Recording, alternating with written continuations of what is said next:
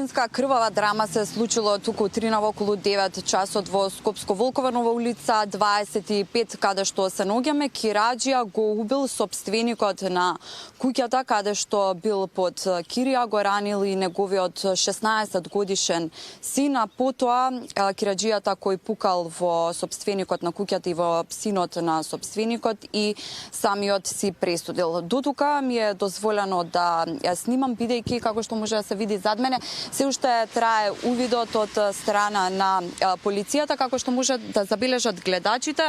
Кираџијата кој што пукал живел во она сива како гаража која била направена како соба, додека сопственикот живел во куќата што е зад гаражата.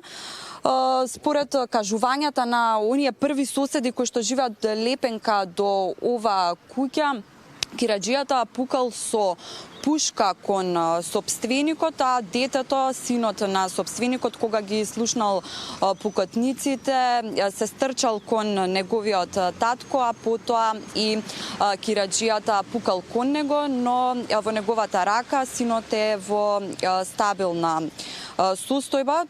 Соседите велат дека досега немало расправи помеѓу нив, го познавали и кираџијата кој што живел тука, живел некои 2-3 години под кирија сам, но досега немало никакви проблеми, ниту пак сведочеле на некакви расправи, затоа беа зачудени и вџашени што дошло, која била причината да дојде до ова убиство.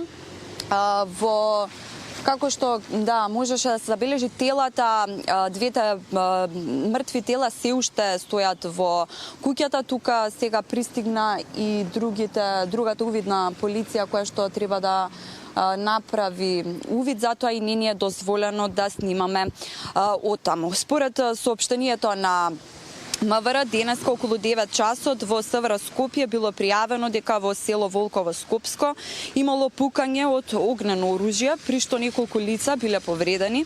Полициски службеници излегле на местото и било констатирано дека РЦ и МН од здобиените повреди починале на местото. Лекар од итната медицинска помош констатирал смрт. Со повреди се здобил и еден малолетник кој бил пренесен во комплексот клиники Мајка Тереза за укажување помош. Како можен сторител на настанот, се посочува МН, се преземаат мерки за расчистување на случајот. Ова е соопштението од МВР со деталите околу убиството кое што се случи тука утринава, било пријавено во 9 часот во полиција. Ние разговаравме со лекарите и откарил каква е состојбата на малолетникот, односно синот на сопственикот кој што бил повреден. Му е пукано во раката, но тој сега се наоѓа во стабилна состојба, па во продолжение ја слушаме и изјавата. Пред неполни 10 минути е примен пациент кој што е од огнестрелно оружје. Во моментот се прават исследувања кај тој пациент. Генерално состојбата е релативно стабилна и пациентот после испитувањата ќе продолжи лекување веројатно на клиниката за пластична хирургија.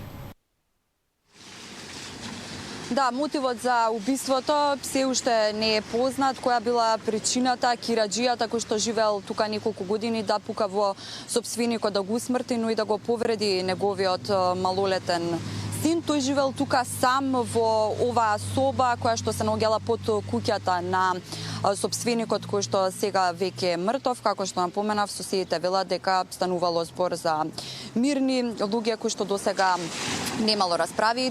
Сепак тие не сакаат да зборат пред камера, но кажа утринава ги разбудиле буквално оние пукотници кои што се случувале на ова улица 25. Ние остануваме тука, секако и целосниот извештај ќе го имаме во вестите во 16 часот. Така е, Тамара, ова е тема која што тек ќе се развива, остануваше на